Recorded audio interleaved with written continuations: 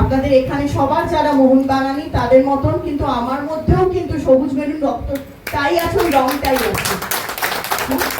তো এই যে অন্যদিকে যে ঘুরিয়ে দেওয়া হচ্ছে, তাই সেটা আপনাকে এখানে বলছি। আর আমি 2011 থেকে আমি আর টুকলাই একসঙ্গে কিন্তু মোহনবাগানের ইসিতে ঢুকেছি। আমরা কিন্তু 3 বছর নয় যে আমরা ঢুকেছি, যেটা অনেক সময় আমি অনেক ক্ষেত্রে দেখলাম। আমরাও কিন্তু 2011 থেকে আছি, আর আমিও কিন্তু আমরাও দেখছি যে কিভাবে মোহনবাগানের কি ঘটেছে কি না ঘটেছে।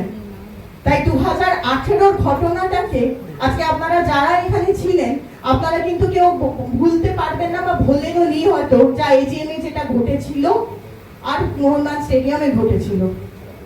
আজকে এজিএমে যার জন্য যে ঝগড়াটা হয়েছিল, সেই টুম্পাই সে যে কি করেছিল একজন জিএস এর সঙ্গে, সেটা আপনারা অনেকেই দেখেছেন।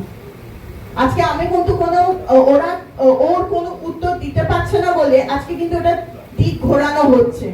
তাই আমি আজকে একটা কথা এখানেই বলছি যে আমি টুম্পাইকে আমি একটা চ্যালেঞ্জ দিচ্ছি যে টুম্পাই, যদি ক্ষমতা থাকে সামনে এসে বলো যেটা মিথ্যে।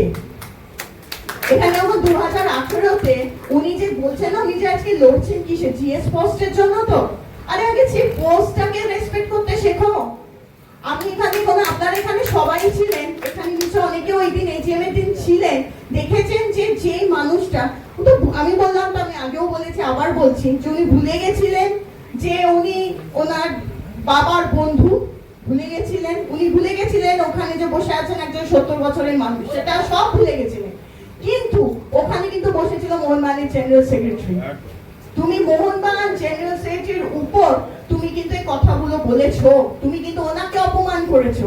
মোহনবাগানের স্টেডিয়ামে খেলা দেখার সময় লিগের খেলার ম্যাচে তুমি স্টেডিয়ামে দাঁড়িয়ে গালাগালি দিয়েছো, এটা কিন্তু অস্বীকার করতে পারবে না, কারণ এটা তো লোকের মধ্যে হয়েছে। তাই ও এখানে কি না অন্যদিকে ঘোরানো হচ্ছে সেই দিকটা। আজকে 5 বছর হলো বাবা গেছে, কিন্তু আজকে বাবাকে কি চোখে জল দিয়ে কিন্তু আজকে বেরোতে হয়েছে মোহনবাগান থেকে, বা 5 বছর হলো বাবা পৃথিবী ছেড়ে চলে গেছে।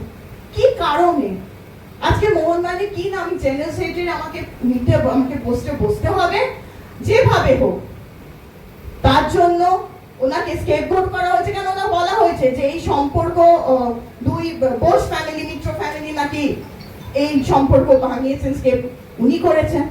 আচ্ছা আমাকে বলুন তো, যদি সেটাই হতো তাহলে 2018-তে যখন জেনারেল সেক্রেটারিতে তো টুটুবাবু এসেছিলেন, 2020-তে যখন উনি রিজাইন করে চলে গেলেন, যদি ওনার জন্য হয়ে থাকে তাহলে উনি কেন জেনারেল সেক্রেটারিতে বসলেন না 2020-তে? কেন ওখানে টুম্পাই বসলো? তাহলে এটাই প্রমাণ যে 2018-তে যখন এইটা বলা হচ্ছে যে ওনার জন্য নাকি ঝগড়া হয়েছে, তাহলে সেটা নয়। আর সত্যি বলতে কি 70 বছরের সম্পর্ক, তারা স্কুল একসঙ্গে আরম্ভ করেছেন, তারা বিবেকানন্দ ইনস্টিটিউশনে পড়তেন একসঙ্গে, তারপর তারা কলেজ করেছে সেন্ট জেভিয়ার্সে।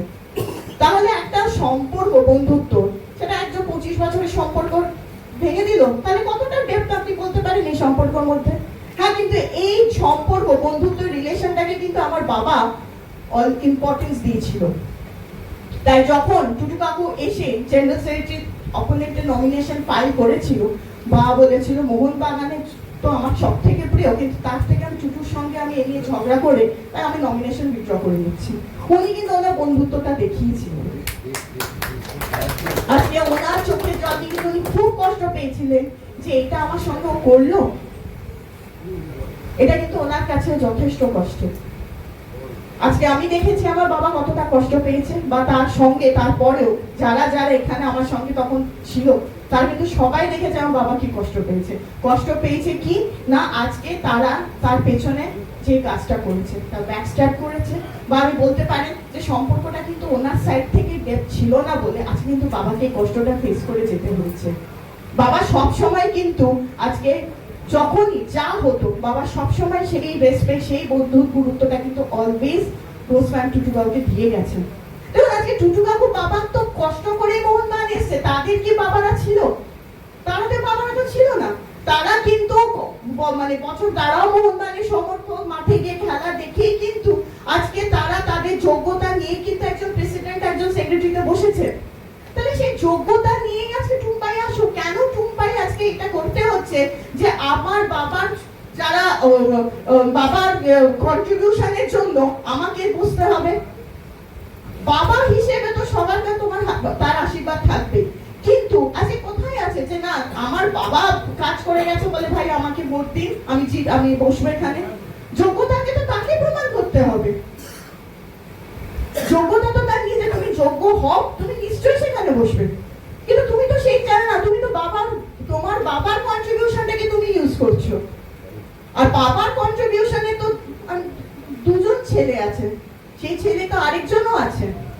এই তো নয় যে শুধু লেগেসি, যদি তাহলে লেগেসি কি একজনেরই, দুজনের নয়, দুজনেরই তো বাবা, কিন্তু সবসময় ক্লেম করা হচ্ছে আমার বাবার জন্য আমাকে বড় ছেলে আমাকে এসে বুঝতে হবে। তাই আজকে আমি এটাই বলবো যে দেখুন আজকে এত বছর হলো, আর এটাও আপনার সম্ভব হয়নি কখনো, অনেকেই জানেন না, বাট যারা খুব কাছে তারা জেনেছে, যে জানে আমি বললাম একটু আগে যে বাবা সত্যি কষ্ট পেয়েছিল ওই সময়। তো বাবা আমাকে সবসময় একটা লাস্টের দিকে বলেছিল যে যেটা আমি দুঃখ পেয়েছি এই দুঃখর তো কিছু নেই, কিন্তু হ্যাঁ একটা জিনিস আমি এত যে কষ্টর ইয়েটা আমি এটাই বলবো যে তুই দেবাশিসের সঙ্গে থাকিস, কারণ দেবাশিস কিন্তু যোগ্য পার্সন।